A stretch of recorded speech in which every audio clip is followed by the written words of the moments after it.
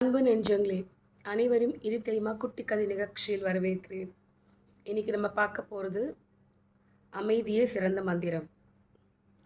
ஒரு ஊரில் ஒரு கணவனும் மனைவி இருந்தாங்களாம். எப்போ பார்த்தாலும் 2 பேருக்கு சண்டை வந்துக்கிட்டே இருக்குமா. அவங்களுக்கு குழந்தைகள் இல்லையா.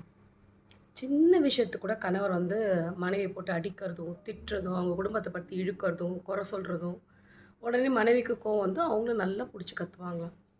கணவர் பேர் ராஜேஷ், மனைவி பேர் உத்ரா.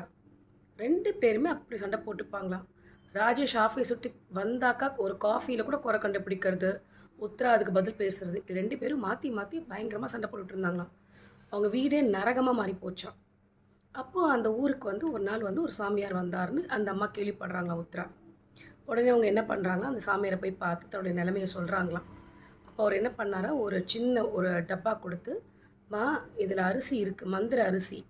எப்போல்லாம் உன் கணவர் வாயை திறக்கிறாரோ ஒன்று திட்டுறதுக்கு இந்த அரிசி எடுத்து வாய் ஃபுல்லாக போட்டுக்கோ, எதுவும் பேசாது அப்படின்னாராம். அந்த அம்மாவும் என்ன பண்ணாங்களாம், அன்றைக்கி சாயங்காலமே எப்பவும் போகல கணவர் ஆரம்பிச்சிட்டாராம் சண்டை போட. கடையில் அந்த அம்மா அந்த டப்பா பிரித்து அந்த அரிசி வாய்க்குள்ளே போட்டுக்கிட்டாங்களாம். அந்த அம்மாவுக்கு பதில் பேசணும்னு தோணுச்சான்.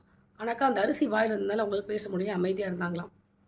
இவருக்கு ஆச்சரியமாக இருந்ததான் ராஜேஷ்க்கு, என்னடா இது இந்த அம்மா பதிலே பேசலை, எப்பவுமே கோவப்பட்டு கத்துமே பதிலே வரலன்னு கொஞ்சம் ஆச்சரியமாக இருந்தான். இது மாதிரி அன்றைக்கி ராத்திரியும் அந்த அம்மா வாய் திறக்கலையாம், மறுநாள் காத்தாலையும் வாய் திறக்கலையாம்.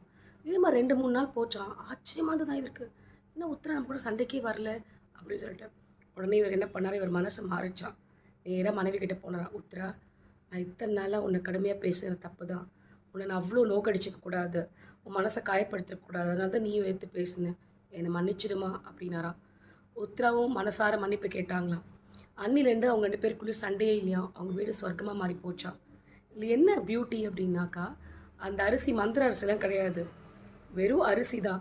அந்த வாயில் அரிசியை ஃபுல்லாக ரொப்பிட்டு இருக்கும்போது அந்த அம்மாவால் பேச முடியல, ஏன்னா அரிசி ஃபுல்லாக சேர்த்துறோட எதிராளி மேலே விழுந்துடும். அதனால் நம்ம அமைதியை காத்தாங்க.